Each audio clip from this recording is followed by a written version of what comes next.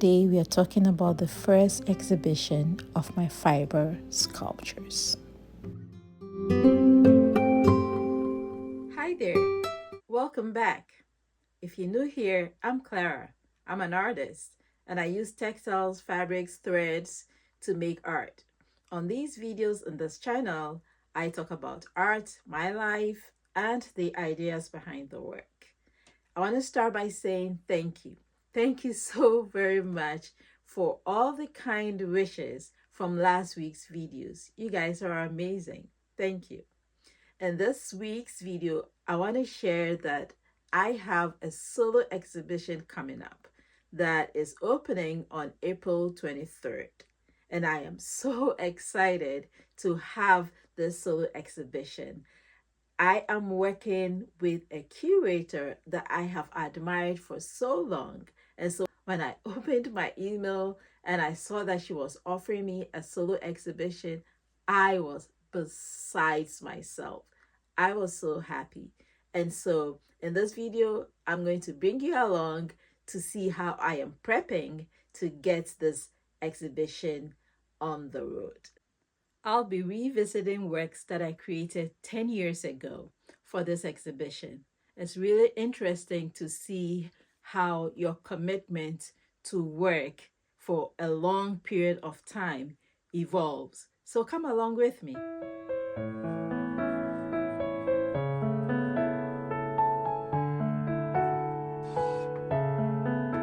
It's a strange feeling looking at something that you made 10 years ago.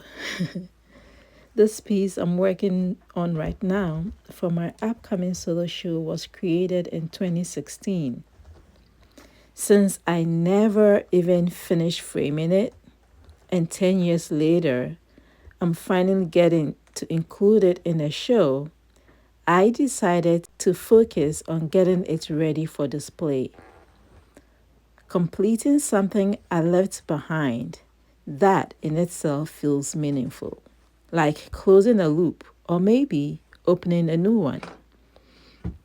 My plan is to finish it by stretching it over wooden frames, the way I usually do for my smaller pieces. Recently, I've been working on a lot of larger pieces, so I haven't stretched work for a while now. I am kind of out of practice.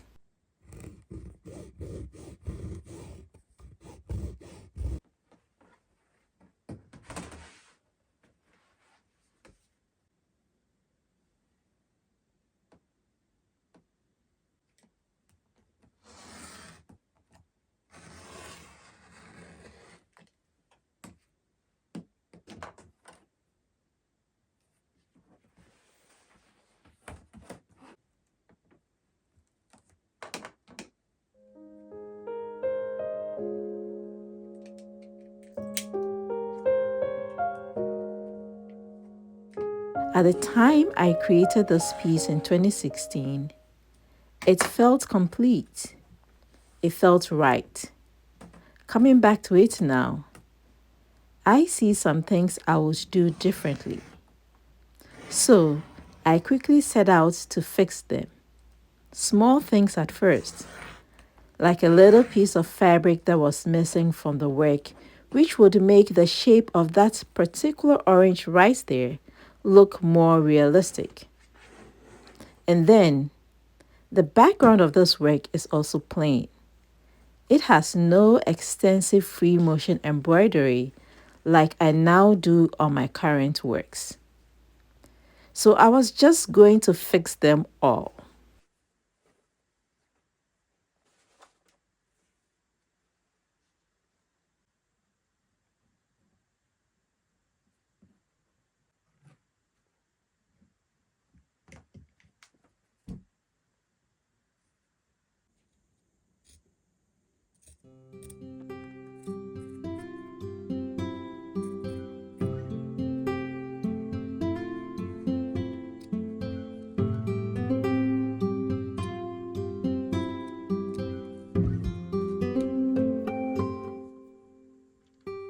Now let's see if it fits in there.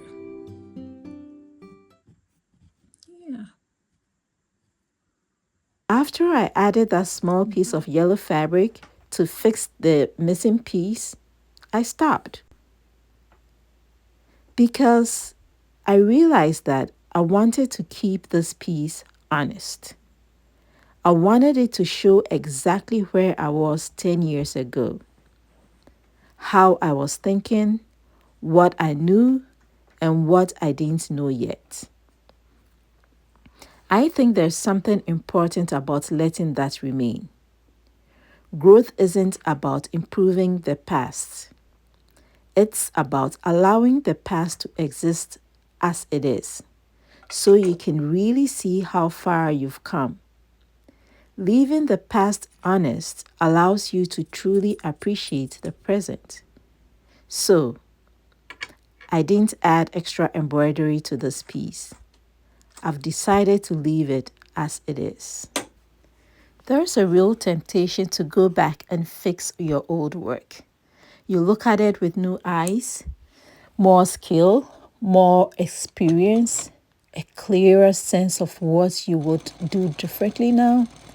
And it almost feels obvious. Like, why wouldn't I just improve this? But I started to realize if I change it, I lose something important.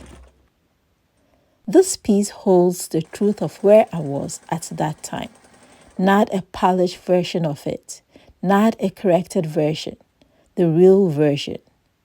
And there's value in this kind of honesty because growth isn't always visible when everything is updated to match who you are now. Sometimes growth is only clear when you stand in front of what you made before and see the difference.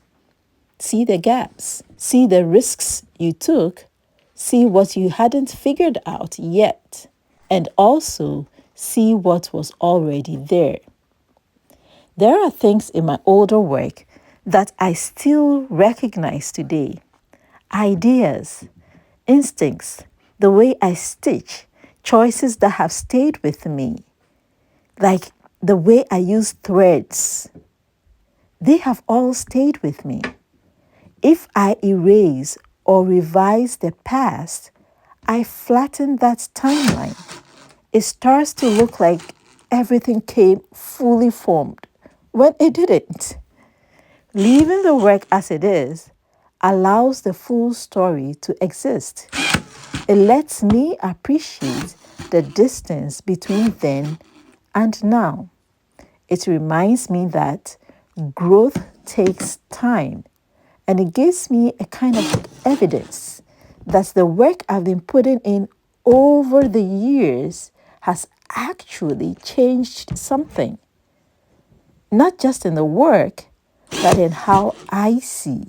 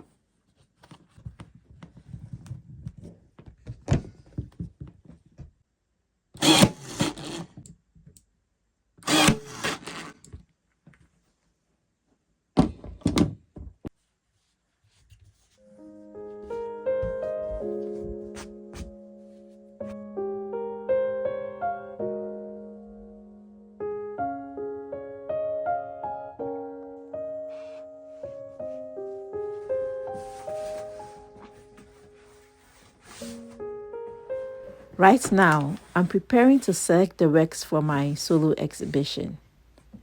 And it's not just any exhibition. This is a show that is being curated by somebody I have admired for a long time. Her name is Nico Okoro. From the very moment I became aware of her work, I had hoped that one day we would work together. And now it's happening. It's really happening. I am actually selecting works that she wants to see in this exhibition. And that feels so good. This exhibition is a kind of reflection. It spans nearly a decade of my work, still life, portraiture, and for the first time, my sculptures. It's also the first time this gallery is hosting a solo show. Typically, they have hosted group shows. So my show is going to be their first solo exhibition, which makes this moment even more special.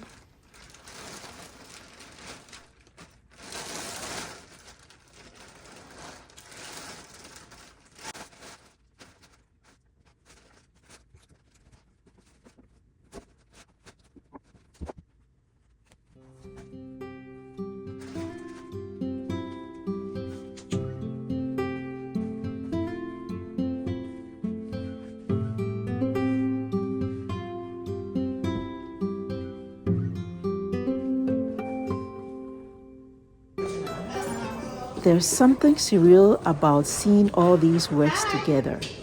Pieces from different times, different versions of me, all in one space. You start to see the connections, the shifts, the risks, the growth. It's one thing I love about working with an incredible curator like Nico. Curators who are really good look at your work and they can make the connections. They see things in your work that you may not necessarily see. They see connections and links and things that reappear across your body of work. And that's what makes me truly appreciate this moment, this opportunity to work with curator Nico Okoro, to put on an exhibition, a solo presentation of my works across one whole decade, 10 years of work. What an opportunity. A mini retrospective of my work. Of course, I forgot a piece. So I come back today to install it. And honestly, that feels very true to the process too. Nothing is ever perfectly linear. Things evolve, things get added, things change. Standing here now, I feel a deep sense of gratitude. Not just for this moment, but for everything it took to get here. To still be here after all the starts and stops, the doubts, the shifts, after changing direction, figuring things out, not always knowing where the work was going, to still be making work consistently over time, returning to it again and again, even when it wasn't clear what it would become, even when no one was watching. Because a decade of practice isn't just about the work you see on the walls. It's also about all the work that didn't make it here. The experiments, the failures, the pieces that led to other pieces. And somehow, all of that builds into this. To have the opportunity to reflect on that, it is rare. To step back and see your own trajectory, not in fragments, but as a whole. To notice the patterns, the risks you started taking, the moments things began to shift, and to share it. That might be the most meaningful part, to share it with all of you. Because this work has mostly been made in quiet moments, in solitude, in focus, in repetition. And now it opens up. Now it becomes something others can experience, can interpret, connect with in their own way. So, yes, standing here, I feel grateful for the time, for the process, for the chance to keep going, and for this moment where it all comes together, even if just for a little while. That's it. I am looking forward to the opening reception. It's going to be wonderful. It's a big space here for events, and I can't wait to see how the opening goes and to meet people and chat about the work. I'm excited to show my sculptures for the very first time, so that is really exciting, and I can't wait to see how people react to that. The solo show titled Clara Nartey Vessel is opening on April 23rd, 2026 from 6 to 8 p.m. Hope to see you. Thank you for spending time with me in my studio today. Please help me grow this community by liking, sharing, and subscribing to this channel. It does make a lot of difference. And until next time, create something beautiful and share it with the world. I'll see you next week. Wait. I'll see you next week, not only here on YouTube, but I am hoping to see some of you at my opening reception on April the 23rd. So I'll see you then.